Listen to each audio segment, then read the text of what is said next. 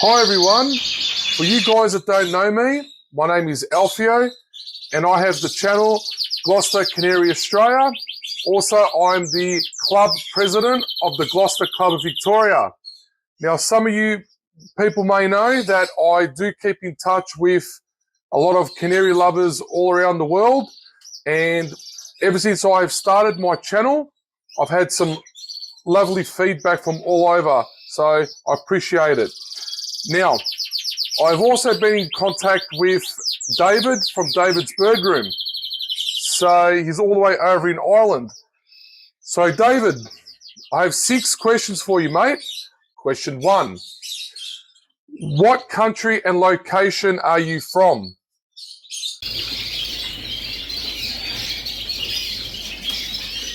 Well, thank you, Alfio, for sending me on those 3 questions. And I'm here to answer for yourself and for all of yours to know about it. First question was, what country are you from? Well, I live here in Northern Ireland. So I live in a small island of Ireland, and I'm in the north part of the island, up to the very, very top north. So that's where I'm from. But it's great reaching out to let yourself, Alfio, there, all the way in Australia, and getting in touch with people all around the world. This shows that yourself and myself connect out to people all around the world. So, the first question, easy answer, Ireland, that's where I'm from. Now, question 2. What type of birds do you breed? So what type of birds do I breed? Well, Alfio, for those that have been watching the show yourself, you will know the main bird I keep is coloured canaries. I mainly keep clear leprechauns, red and variegated, and the red and the coloured canary. So that has been my main interest in keeping birds. The small birds, I've always actually kept native finches, always done a bit of neon. But in the past few years, I've stepped up a bit more to breeding siskins, redpolls, and working with birds again. So in general, what I have here in Davidsbirdroom is coloured canaries and native finches. And the native finches kind of goes in par with the coloured canaries, because a lot of my native finches, the colour mutations. So that's that sort of colour mutation interest even in the native birds. So what birds I keep? The coloured canaries and colour mutations and normal native finches. That's what I have here at Davidsbirdroom. Question 3. Why and when did you start Davidsbirdroom?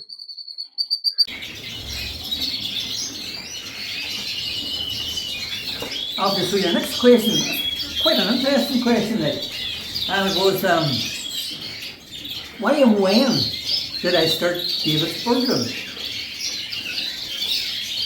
Well, Davidsbirdroom, the show that we're talking about, it would have started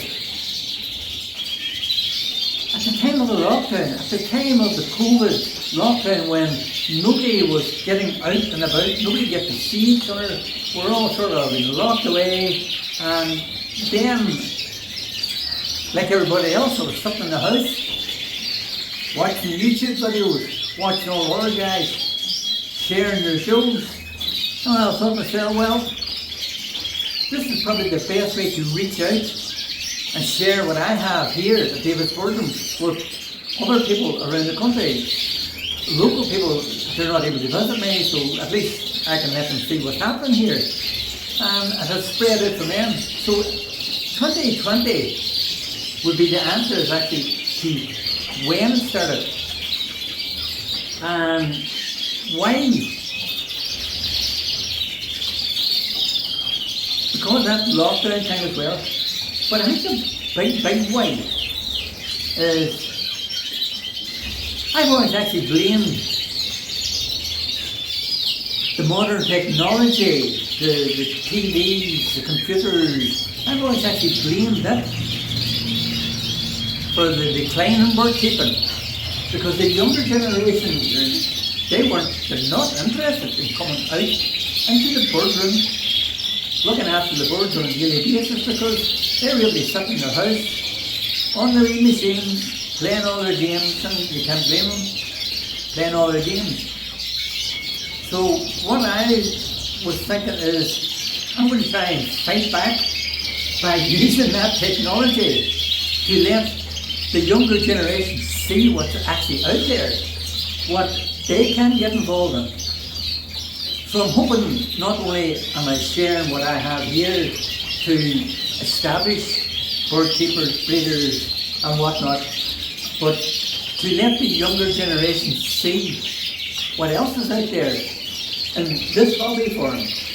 So that's a way, trying to fight back by using the modern technology on the YouTube, the Facebook groups, and getting all that there. So that's really the way.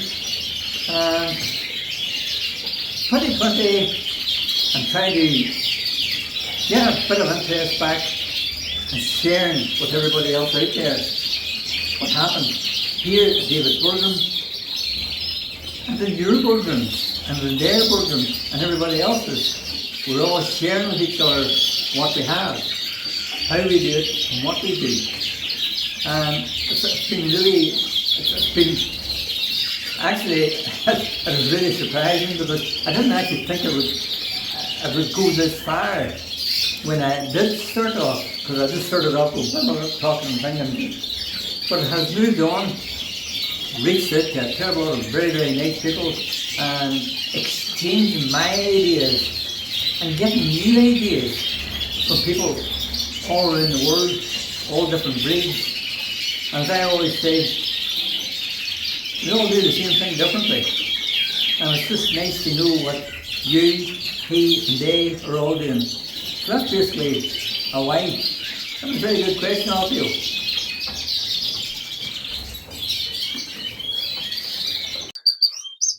Question 4. When did you first start having birds? So when did you first have birds? So that's question 4. So the next question, Alfie, was when did I first start having birds?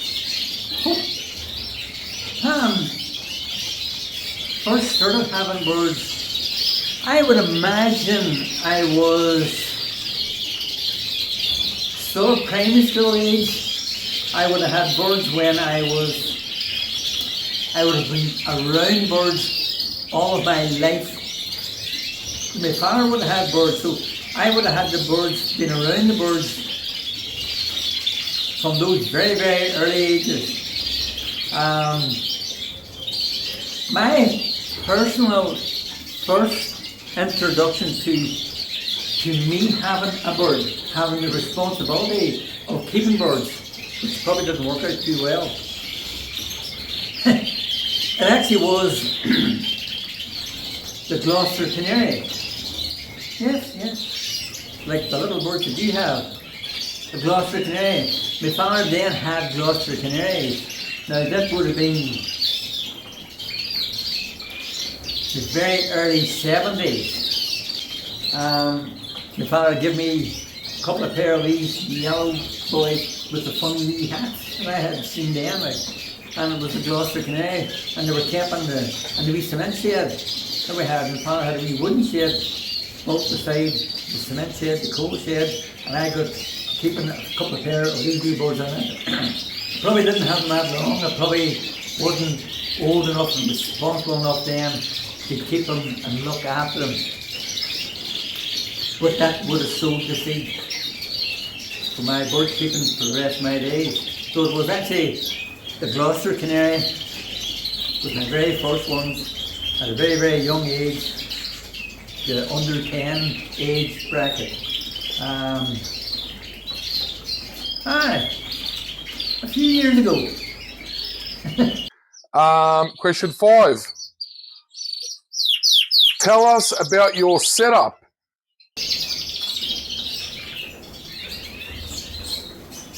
So your next question is, tell us about your setup. This is my setup. It's a purpose-built birdroom. A block-built birdroom. 20 foot long by 15 foot wide. The golden cage is all purposely built to suit the birds that I have. So these are all sort of tight cages. Where these cages, I'll just show you. Get the tape measure out. Because I have been asked quite often what sizes my cages are. So we'll let you all see here now. These cages that are for the systems and for breeding the native fences in.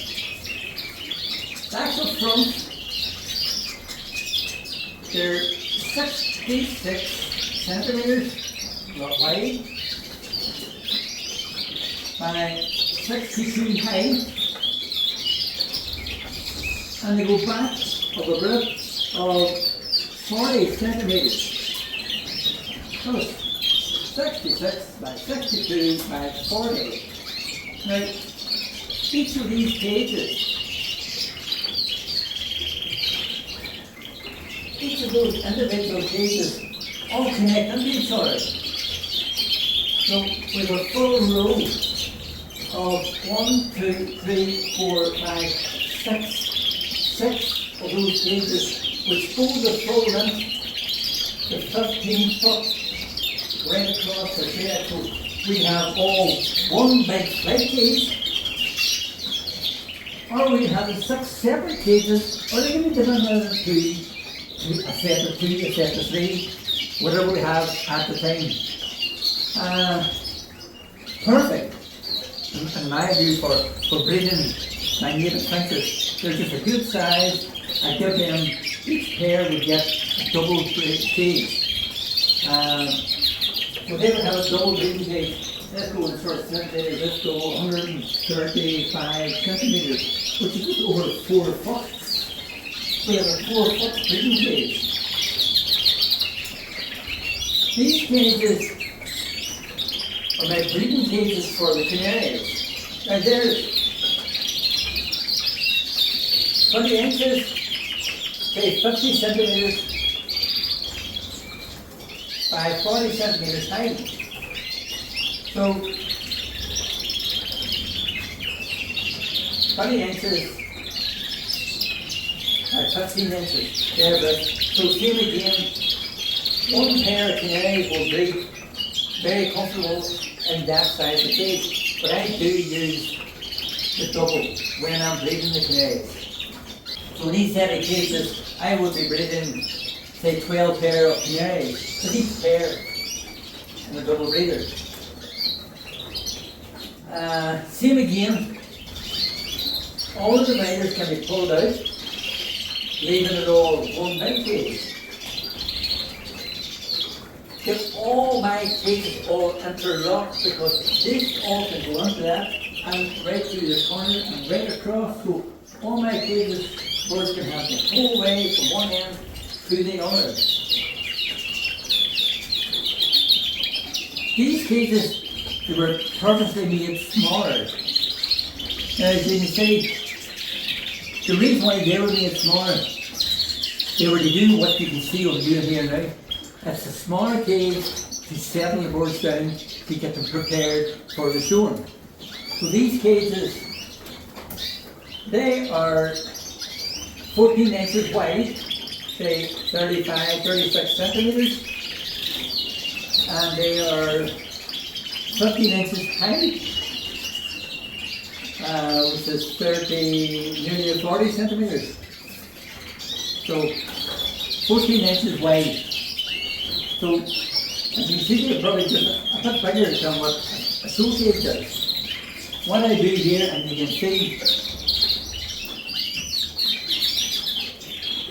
when all my young birds have come through the moult or well through the moult. They're taken out of the flight.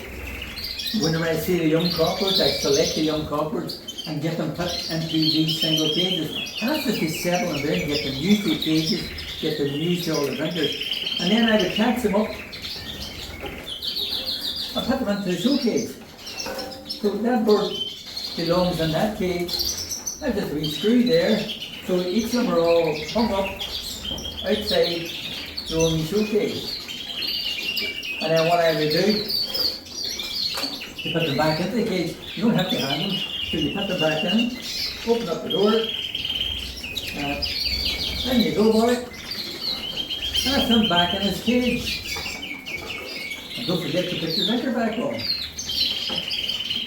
So we take off the drinker, you put it on there, and that bird will spend a couple of hours in a show cage in preparation for the show.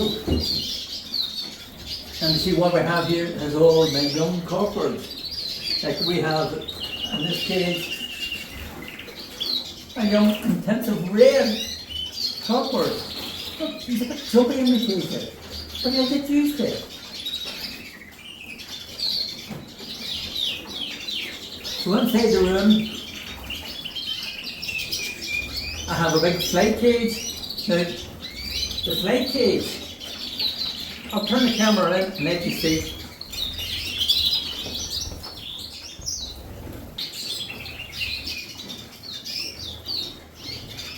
The flight cage that I have connected to all the other cages.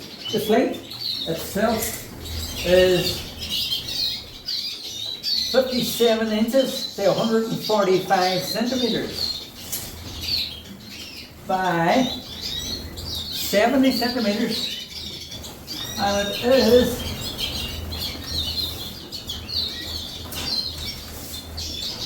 is standing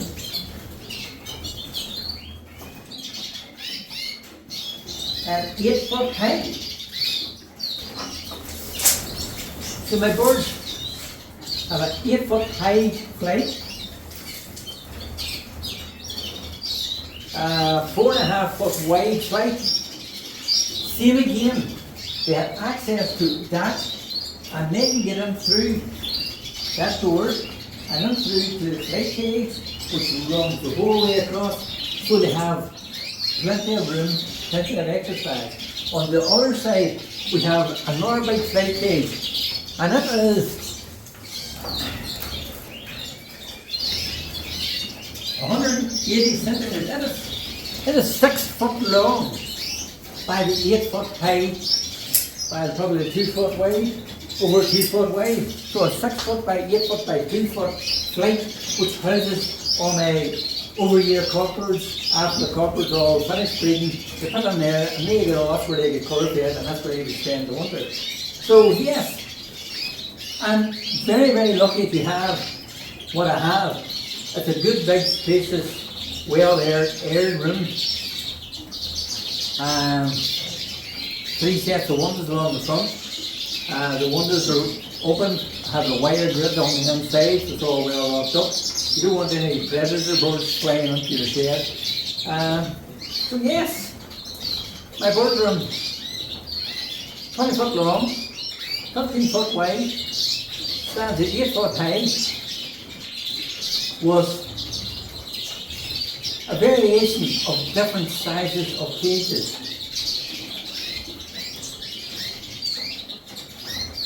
That's what's here at Davidsbirdroom. And question 6. What are your top 3 favourite birds?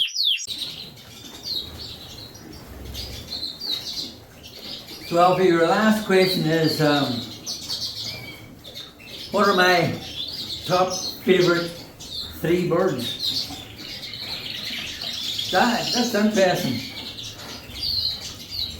Colour canaries would be my number 1. They've been with me throughout my whole life.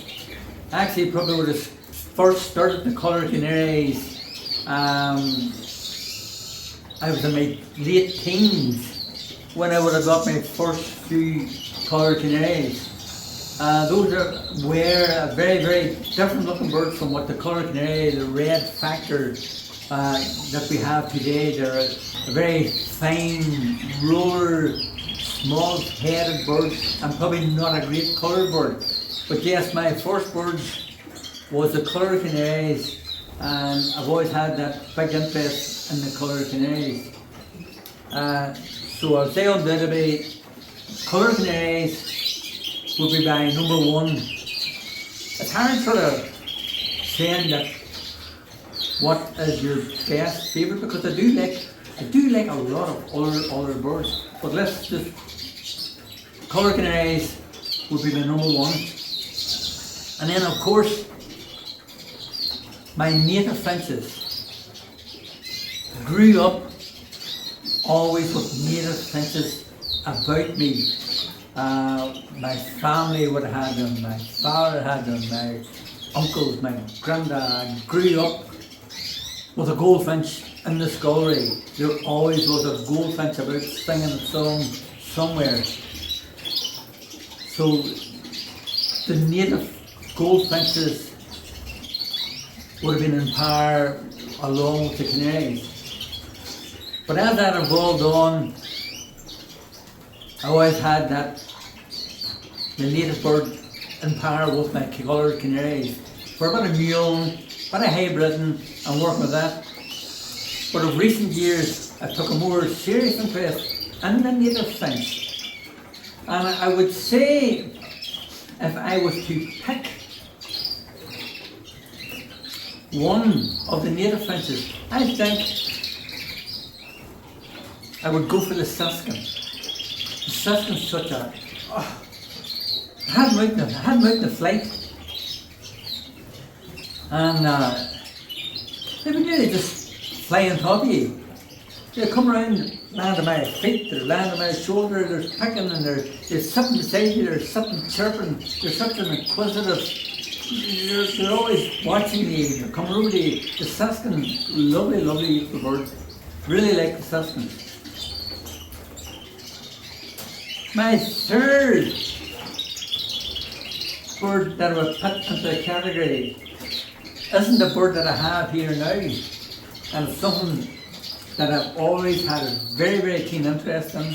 Same again, grew up with them and had them and kept them for a period of my life. And that was the pigeons, the racing pigeons. When the racing pigeon gets into your head, it's hard to shake off. They are such an amazing bird, such a beautiful bird, such an interesting bird. As I say, I've had them for a small period in my latter life. Grew up with them, had racing pigeons, and my father's day, myself and my father and partners raced pigeons when I was a young lad. But then it was my dad had done all the work, and I was just there, probably the boy that cleaned out the shed. But the racing of the pigeons was just so amazing. Unfortunately, for health reasons, I had to give them up. And go, if it wasn't for the health reasons, would I be standing here talking to you about coloured canaries and native finches? Possibly not. I could have still been with my racing pigeons. So even as of today, I'm not having them. I'm always checking the results. I'm always talking to the guy down the road. How did you get on the race today? How did you do that? I'm always on the YouTube watching this man, that man, on this pigeon and keeping all that. So, big favourite, the racing pigeon. And as I say, quite even possibly it could even be the number one bird if it hadn't been for the health reasons. So they're always there, can't go out without looking up the skies and watching to see if the pigeons flying past. So yes, my three favourite birds, my coloured canaries, my native finches, and of course, my racing pigeons. Thank you very much, Alfio. It was great sharing what I have here with you and all your viewers. What I can say is, if anybody is interested in doing getting to know you show with myself or Alfio, just get in touch. We can arrange it. Alfio can do one from his side, I'll do one from my side. Getting to know you and what you keep and what you have in this bird world. Thank you very much for watching. Hope you've all enjoyed. Get on. Give Alfio a good shout out.